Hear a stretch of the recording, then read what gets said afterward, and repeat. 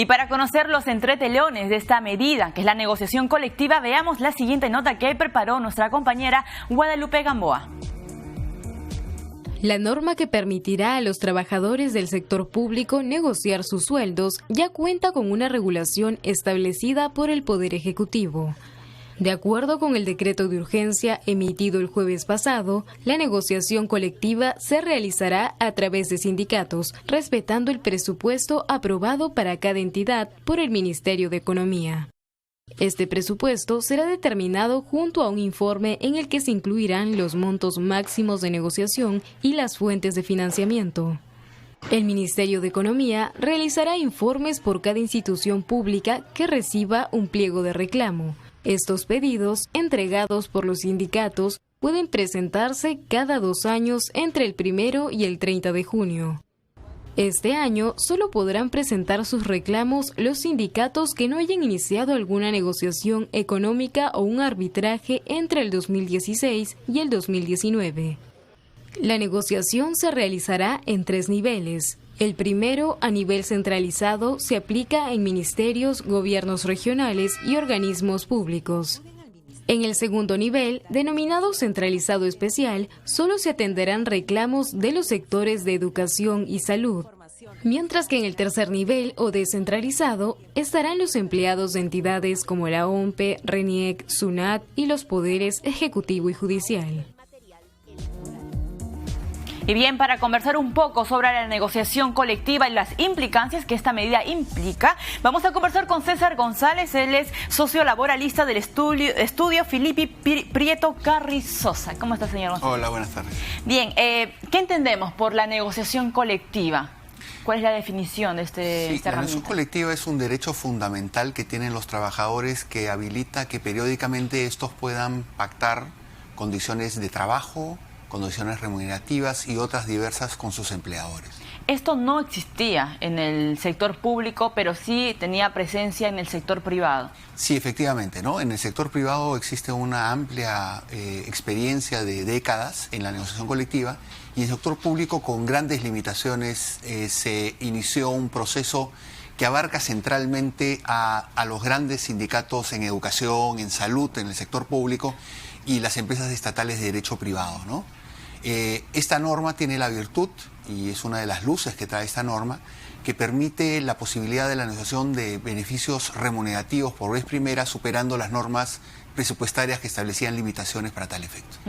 Cuando un trabajador del sector público, un maestro, un doctor, quería un aumento remunerativo, ¿se iba o recurría a los arbitrajes o también recurría a las huelgas? Esta medida, digamos, es un camino para un consenso, un camino pacífico.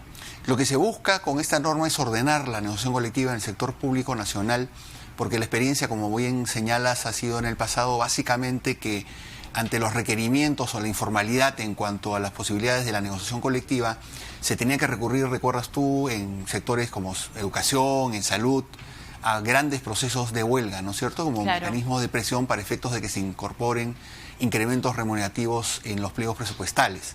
Esta norma lo que hace es establecer distintos niveles de negociación colectiva, como bien ha dicho el magnífico informe que hemos escuchado hace un momento, a 3 niveles, ¿no? Un nivel centralizado, en el cual negocian el Poder Ejecutivo, los gobiernos regionales y los gobiernos locales.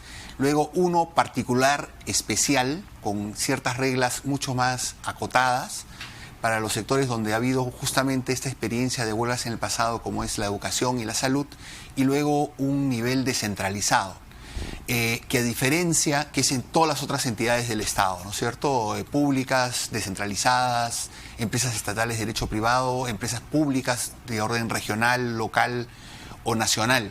En estas últimas, las descentralizadas, existe la posibilidad de que la composición del conflicto, de la negociación colectiva, derive en la posibilidad de que tribunales arbitrales puedan resolver estos conflictos, que no ocurre ni en la centralizada ni en la centralizada especializada. ¿Y cómo va a ser el proceso para, digamos, negociar un aumento salarial? Porque una de las críticas que mencionaba justamente un informe de gestión era que, si bien es cierto, se le va a hacer caso al sindicato con mayor presencia, con mayor peso en el sector, va a haber otros grupos que van a estar relegados, y probablemente pues estos grupos vayan a hacer huelgas. ¿Cómo usted ve cómo va a ser este proceso? Bueno, ese tipo de experiencias puede traslucir no solo en el sector público, sino también en el sector privado, ¿no? Lo que pasa es que cuando existe una gran fragmentación de sindicatos, lo que establece la legislación laboral vigente, aplicable en la actividad privada y extendida en estos casos a la actividad pública, es que el sindicato mayoritario desplaza a los otros sindicatos minoritarios. El mayoritario es aquel que agrupa al 50% más un trabajador del ámbito de la negociación, y entonces este único sindicato negocia en favor de todos los trabajadores. Esa experiencia que existe consolidada en el sector privado se traslada al sector público. Y además la norma admite, como corresponde, en buena lógica, que los sindicatos minoritarios puedan eventualmente coaligarse para justamente tener una mayoría y que puedan negociar colectivamente beneficios económicos en sus empleadores, ¿no? Lo que ha dicho la ministra justamente cuando se anunciaba esta medida que viene precisamente del Ministerio de Economía y Finanzas, lo han diseñado bastante bien, parece, es que es cierto, vamos a abrir la puerta a esa negociación colectiva, pero vamos a poner límites para no desequilibrar fiscalmente a una entidad pública. ¿Es un candado, digamos, necesario en esta negociación, en esta norma?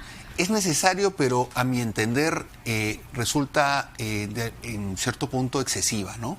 Porque evidentemente el equilibrio presupuestal es una regla, un principio de aplicación en el Estado, inexorablemente.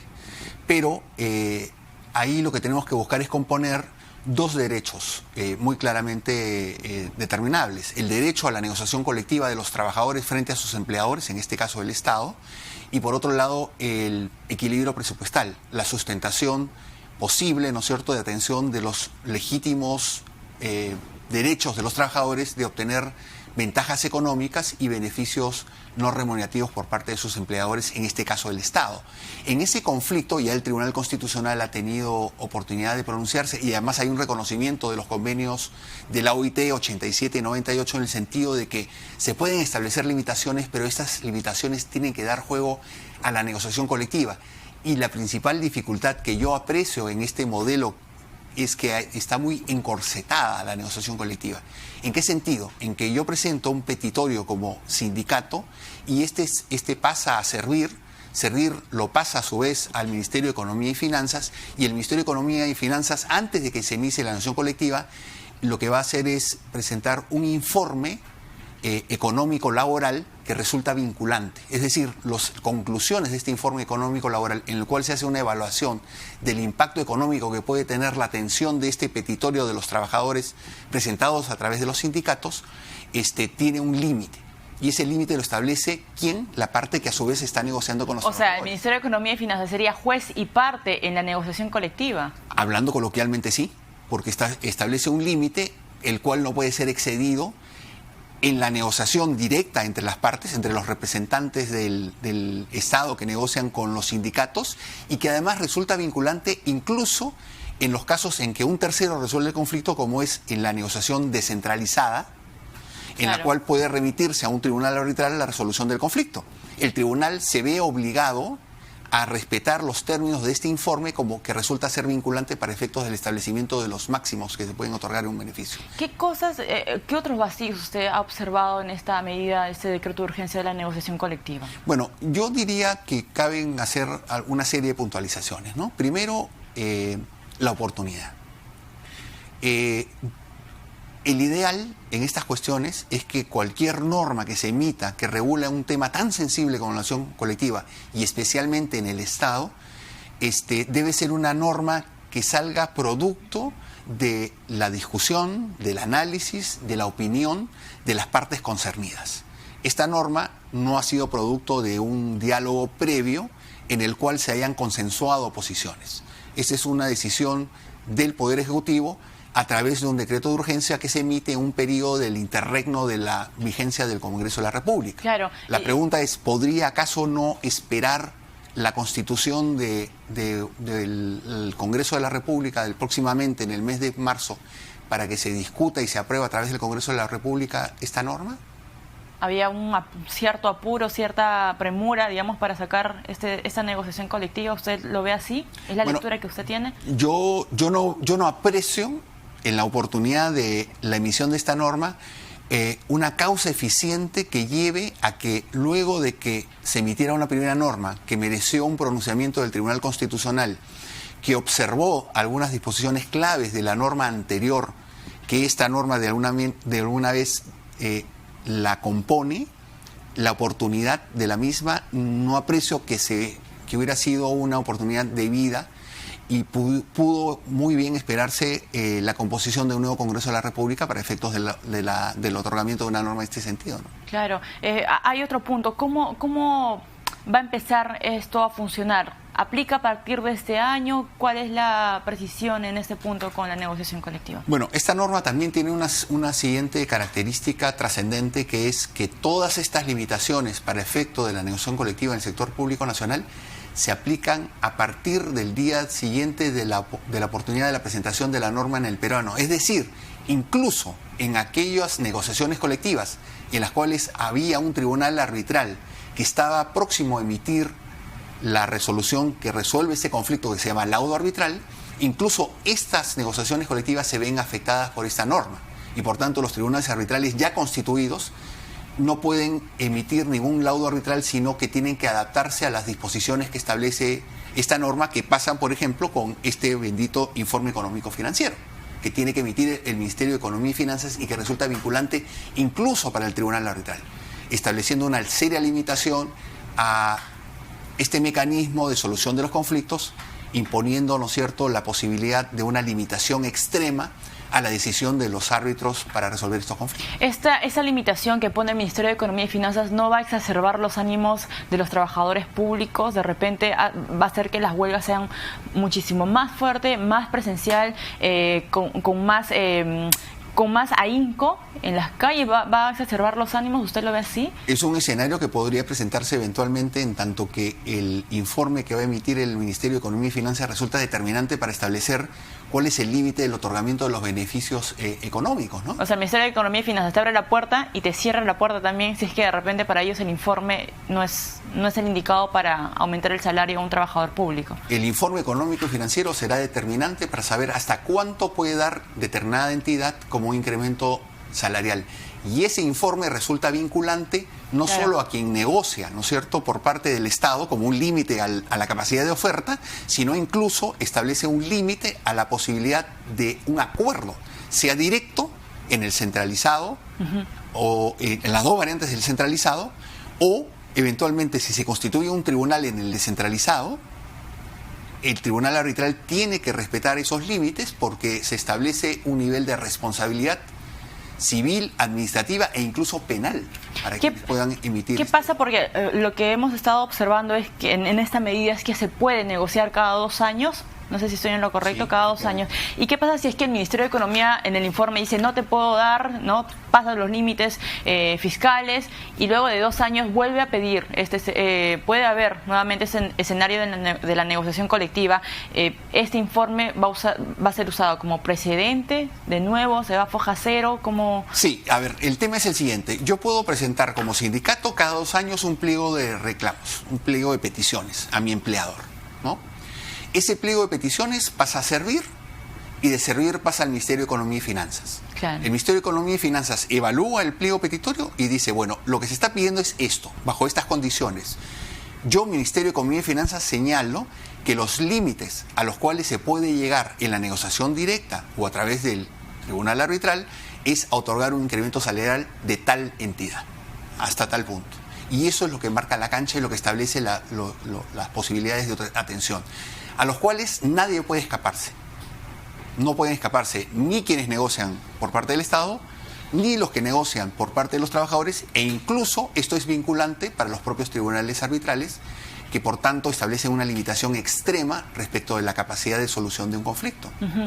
Para entrar un poquito al detalle, ¿a quiénes beneficia esta negociación colectiva? Cuando hablamos del sector público, ¿de qué entidades estamos hablando para que un poco la gente lo pueda entender? Sí, cómo no. Lo que ha tenido esta norma es la vocación de una aplicación general. Estamos hablando de todas las entidades del Estado, con solo 2 excepciones. Solo hay 2 entidades en todo el Estado peruano que se escapan de los alcances de esta norma. El Banco Central de Reserva y la Superintendencia de Banca y Seguros. Toda otra entidad del Estado sea conducida directamente bajo el régimen laboral de la actividad pública, bajo el régimen laboral de la actividad privada, bajo el régimen de los contratos administrativos de servicios, bajo el régimen de la ley Servir, todos están vinculados con esta disposición normativa. ¿Y cuáles son los requisitos indispensables para dar inicio a las reuniones de negociación? El requisito indispensable es que ese pliego petitorio haya pasado por el filtro del Ministerio de Economía y Finanzas y este se pronuncie. Antes de ello no hay posibilidad de ninguna negociación. Se hablaba de un convenio también, ¿no? ¿Un convenio colectivo? ¿Sobre el convenio colectivo? Sí, la negociación colectiva es un proceso, un procedimiento que culmina básicamente a través de la composición del mismo directo, es decir, si las partes en la mesa firman un convenio, un acuerdo, eso se llama convenio colectivo. El convenio colectivo es el producto de la negociación colectiva. Un sucedáneo, una alternativa a la firma de un convenio colectivo, es que un tercero ajeno a las partes, como es el que está habilitado en el nivel descentralizado, componga ese conflicto y sustituye el convenio colectivo por lo que se llama laudo arbitral. Listo. Bien, entonces fueron los comentarios de César González, él es socio laboralista del estudio Filipe Prieto Carrizosa, explicándonos un poco de lo que se trata este convenio de negociación colectiva que ha puesto sobre la mesa la semana pasada el Ministerio de Economía y Finanzas. Nos vamos a una pausa, pero regresamos con más información aquí en Economía para Todos.